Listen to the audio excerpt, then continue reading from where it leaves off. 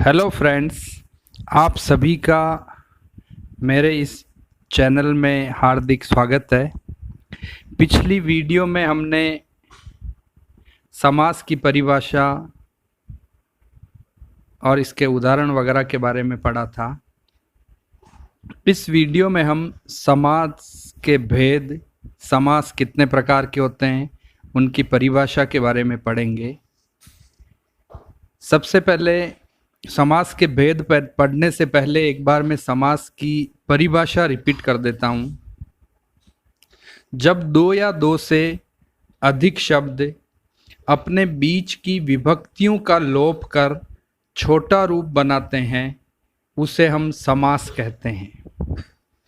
समास में दो पद होते हैं। पूर्व पद, जो पहला पद होता है, उसे कहते हैं। बाद वाले पद को उत्तर पद या पर पद कहते हैं। समास के 6 भेद होते हैं, 6 प्रकार के समास होते हैं। पहला अव्ययी भाव समास, दूसरा तत्पुरुष समास, तीसरा द्वंद्व समास, चौथा बहुब्रीहि समास, पांचवा द्विगु समास, छठा कर्मधारय समास। तो सबसे पहले हम बात करते हैं अव्ययी भाव समास की। अव्ययी भाव समास में पूर्व पद प्रधान होता है। पूर्व पद या पूरा पद, इसमें अविकारी शब्द होता है, अवयव होता है। यदि एक शब्द की पुनरावृत्ति हो और दोनों शब्द मिलकर अवयव की तरह प्रयुक्त हों, तो भी वहाँ पर अव्ययी भाव समास होता है।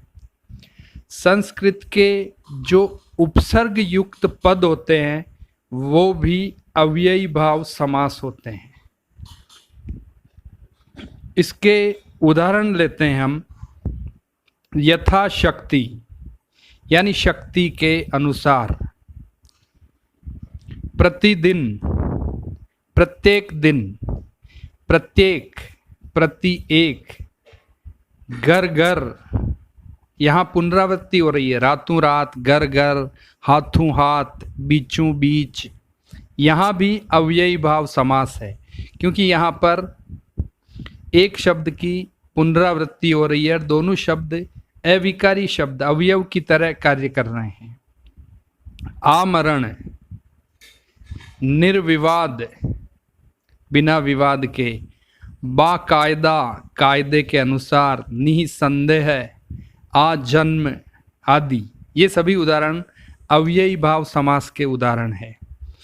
दूसरा समास है तत्पुरुष समास। इस समास में दोस्तों, जो दूसरे नंबर का पद होता है, जिसे हम उत्तर पद कहते हैं, पर पद भी कहते हैं, वो प्रमुख होता है, वो प्रधान होता है। और पूर्व पद संज्ञा अथवा विशेषण होता है। तत्पुरुष समास में सामासिक पद का विग्रह करने पर कर्ता व संबोधन की विभक्तियों के अतिरिक्त किसी भी कारक की विभक्तियां प्रयुक्त होती है। अगर ऐसा होता है तो वहां तत्पुरुष समास होता है। चलिए अब तत्पुरुष समास के कुछ उदाहरण लेते हैं। पहला उदाहरण लिया मैंने, जेब कतरा।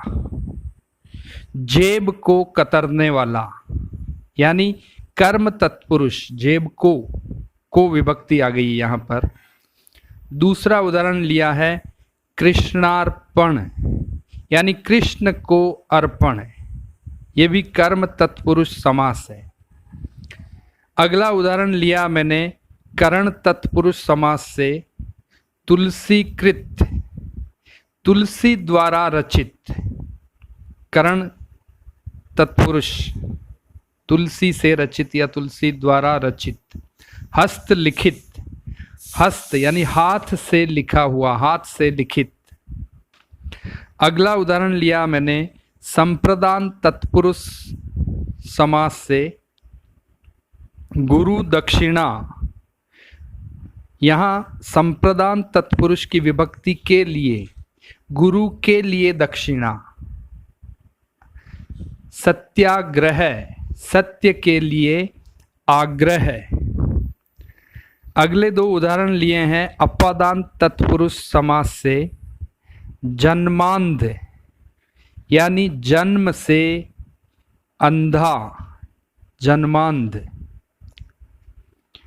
पदच्युत, पद से च्युत यानी पद से हटाया हुआ।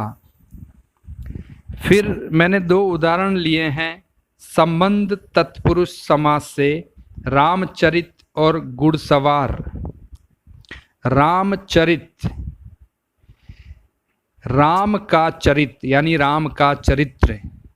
संबंध तत्पुरुष की विभक्ति का आ रही है इसमें।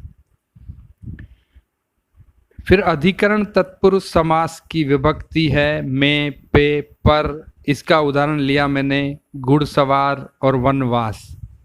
घुड़ सवार यानी घोड़े पर सवार। वनवास, वन में वास यानी वन में निवास करना आदि। ये सभी उदाहरण तत्पुरुष समास के उदाहरण हैं। अगला समास तीसरे नंबर का द्वंद्व समास। इस समास में दोनों ही पद, पूर्व पद और उत्तर पद प्रधान होते हैं, मुख्य होते हैं। दोनों पदों में एक प्रकार से द्वंद्व होता है क्योंकि दोनों मुख्य होते हैं। दोनों पदों के बीच में और, तथा, अथवा इन शब्दों का लोप होता है। जब हम इनका विग्रह करते हैं तो और, तथा, अथवा शब्द आते हैं।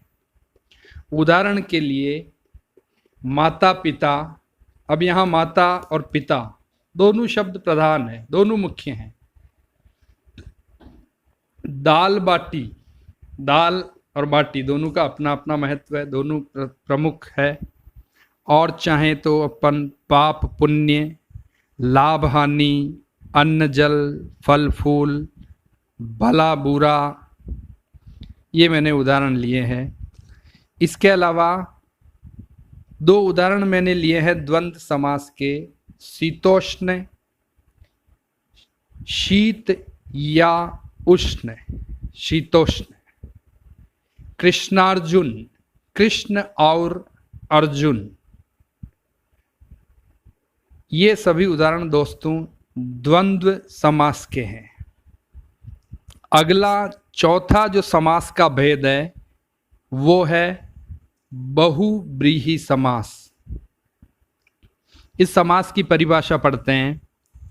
सबसे पहले इस समास में कोई भी पद प्रधान नहीं होता है, न उत्तर पद प्रधान होता है न पूर्व पद प्रधान होता है। इस समास में प्रयुक्त पदों में सामान्य अर्थ की अपेक्षा अन्य अर्थ की प्रधानता होती है। यानी इसमें जो सामान्य जो पदों के हिसाब से अर्थ निकल रहा है वो नहीं होकर के उसका तीसरा कोई अन्य अर्थ निकलता है। इस सामासिक शब्द को इसमें विग्रह करने पर वाला, है, जो, जिसका, जिसकी, जिसके आदि शब्द आते हैं। उदाहरण लेते हैं हम बहुव्रीहि समास के। पहला उदाहरण मैंने लिया है त्रिनेत्र। तीन है जिसके नेत्र। तो अब इसका अर्थ तीसरा अर्थ निकल रहा है यानी भगवान शिव, भगवान शंकर। दशानन, 10 आनन है जिसके यानी 10 सिर है जिसके यानी रावण है। गिरिधर, गिरि को जिसने धारण कर रखा है यानी पर्वत को जिसने अपनी उंगली पे धारण कर रखा है यानी भगवान श्री कृष्ण। पीतांबर, पीत यानी पीला है जिसका वस्त्र यानी भगवान विष्णु। पीत अंबर है जिसके यानी भगवान विष्णु। आशुतोष, आशु, आशु यानी शीघ्र, जल्दी, जल्दी प्रसन्न हो जाने वाले यानी भगवान शिव। भगवान शिव का पर्यायवाची शब्द भी है आशुतोष। तो दोस्तों और भी कई उदाहरण है, नीलकंठ, मधुसूदन, सुग्रीव, मुरारी, चंद्रचूड़, जितेंद्रिय, जलज, जल में जन्म लेने वाला जलज यानी कमल। तो दोस्तों ये सभी उदाहरण है बहुव्रीहि समास के। अगला 5वें नंबर का जो समास है वो है द्विगु समास।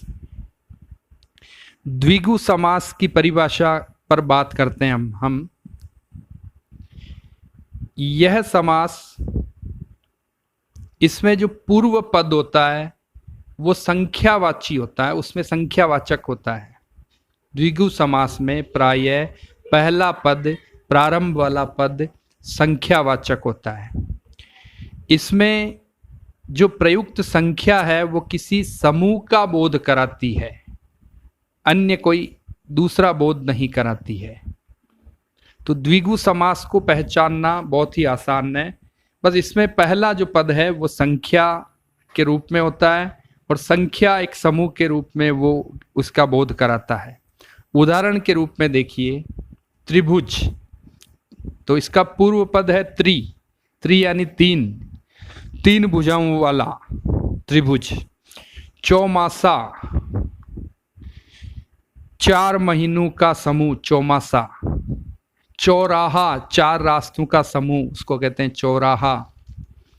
चतुर्भुज, पंचामृत, 5 अमृतों का समाहार पंचामृत। सप्ताह है, 7 दिनों का समूह समाहार सप्ताह। नवरात्रि, 9 रात्रियों का समूह नवरात्रि। शतक, 100 का समाहार, 100 का समूह शतक। और उदाहरण देखें तो दशक, शताब्दी, 100 वर्षों का समूह शताब्दी। तो दोस्तों ये सभी द्विगु समास के उदाहरण हैं। द्विगु समास में प्रायः प्रथम पद, पूर्व पद संख्यावाचक होता है। अगला 6ठा जो समास है वो है कर्मधारय समास। इस समास में एक पद विशेषण होता है तो दूसरा पद विशेष्य। इस समास में कहीं कहीं उपमेय, उपमान का संबंध होता है तथा इस समास में विग्रह करने पर रूपी, जो, इस तरह के शब्द प्रयुक्त होते हैं। कर्मधारय समास के उदाहरण देखते हैं।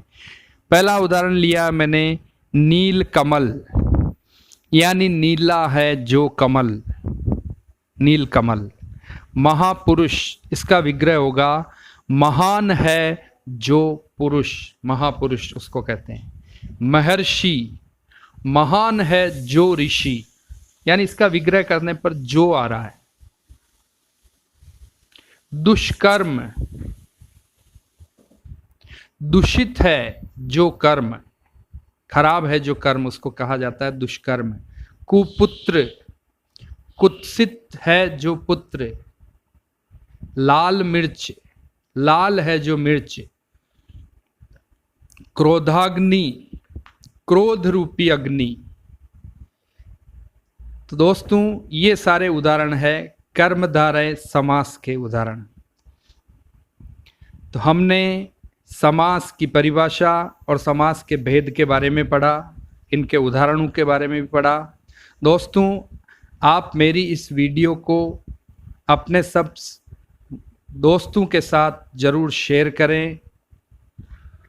मेरी इस वीडियो को आप लाइक करके मुझे प्रोत्साहित करें और मेरे चैनल को सब्सक्राइब करें। और आप हिंदी व्याकरण के संबंध में किस तरह की वीडियो चाहते हैं कृपया मुझे कमेंट के माध्यम से ज़रूर बताएं। धन्यवाद दोस्तों, थैंक यू।